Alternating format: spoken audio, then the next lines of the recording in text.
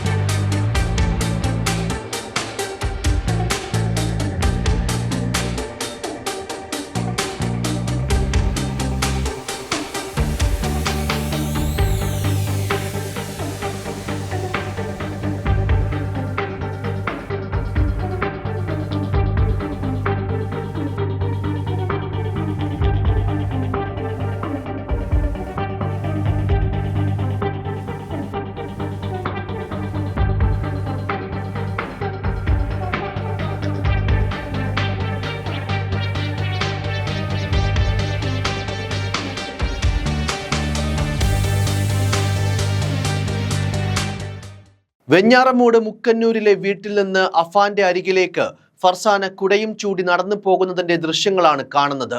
മരണത്തിലേക്കാണെന്നറിയാതെ tuition എടുക്കാനാണെന്ന് കള്ളം പറഞ്ഞാണ് തിങ്കളാഴ്ച ഉച്ചയ്ക്ക് അഫാന്റെ അരികിലേക്ക് ഫർസാന വരുന്നത്. വീട്ടിൽ നിന്നിറങ്ങിയ ഫർസാന വെഞ്ഞാറമൂട് ജംഗ്ഷൻ വരെ നടന്നുപോയി.